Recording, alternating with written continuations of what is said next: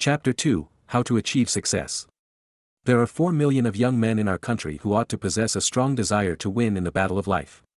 On these, and as large a number of young women, shortly will rest the burden of a nation's life. The destiny of the Republic will be in their hands, for which shall it be, welfare or woe? Never was there such an opportunity to compete for the prizes as there is today. There never was so much room for the best as now. The field of exploit stretches beyond the Father of Waters to the shores of the Pacific, from Hudson Bay on the north to the Gulf of Mexico on the south, and Providence invites every young man and woman to this vast arena of action extending from sea to sea.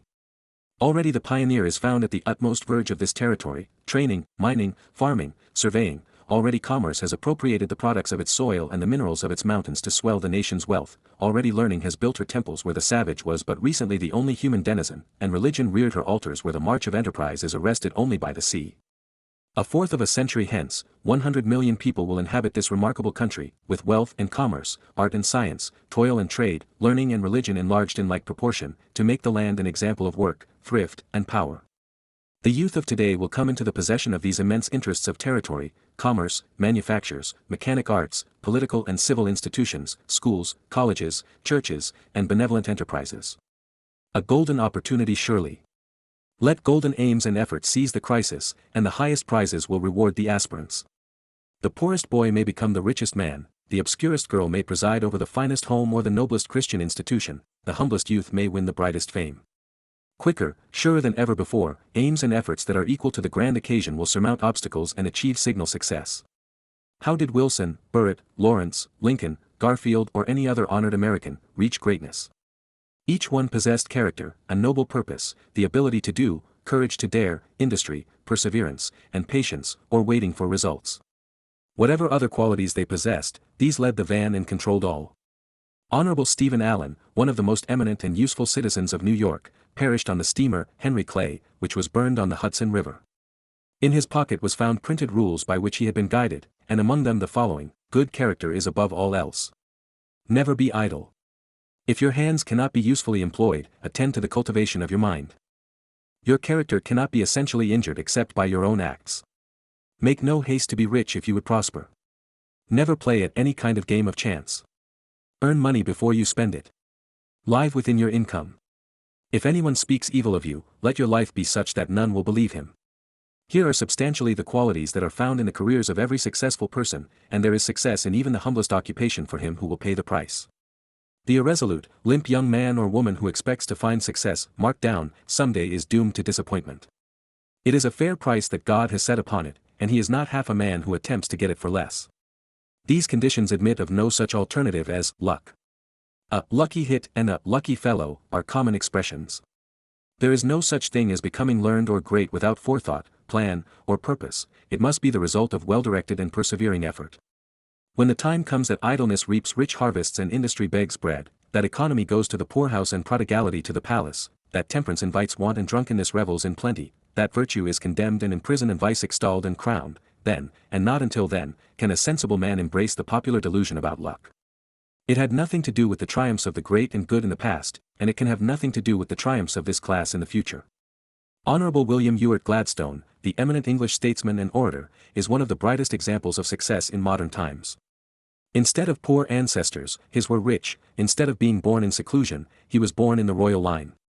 He was not under the necessity of being industrious, economical, self-reliant, persevering, courageous, and irrepressible, for ancestral influence and great wealth were at his command.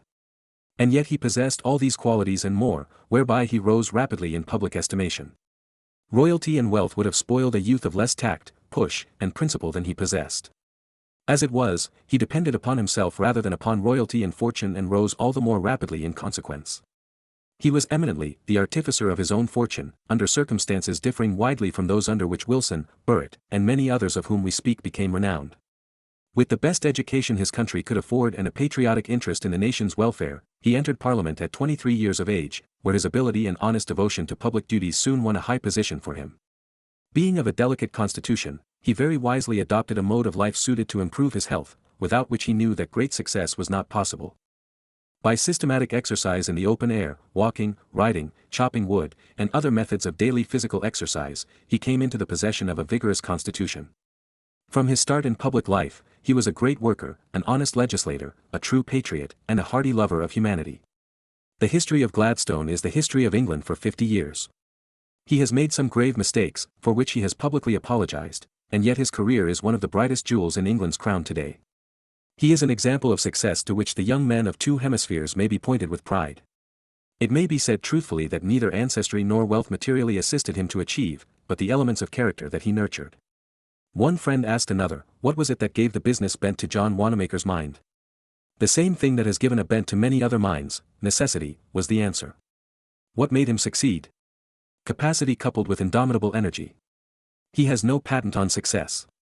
Any other man may use his means if he will. But few men will work as hard as he. I have never known one other man to do so. How does he keep his head under it all? By masterful organization and one bit of philosophy.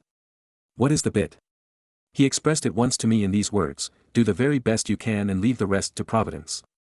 The late Alexander T. Stewart, of New York, said of Wanamaker, at the opening of his business career, that man Wanamaker, of Philadelphia, will be the greatest merchant in the world. Stewart saw that he possessed not only a capacity for business but also those business qualities that make capacity available. Capacity without judgment, circumspection, courage, and hope under great difficulties, and the indomitable spirit of a conqueror, may stumble and fall. John Wanamaker started out in life with all these qualities and more, by reason of which his capacity was accomplished. His method, industry, economy, energy, and moral principle characterized his career at the very start. Under the control of these attributes, his business increased, and his capacity with it, until he owned the largest store in the world, having 14 acres of flooring, on which 3,000 clerks served. It was a view of this gigantic traffic, so thoroughly organized and so easily handled, that led General Grant to say to George W. Childs, Mr. Wanamaker could command an army. He would make a magnificent quartermaster general. President Harrison made him postmaster general because of the elements of character that General Grant praised. By his own earnest efforts Wanamaker reached this high distinction. One has well said, every man has a mission to perform in this world, for which his talents precisely fit him, and having found what this mission is, he must throw into it all the energies of his soul, seeking its accomplishment, not his own glory. Having found out what you have to do, whether to lead an army or to sweep a crossing, to keep a hotel or drive a hack, to harangue senates or address juries, or prescribe medicines, do it with all your might, because it is your duty, your enjoyment, or the very necessity of your being.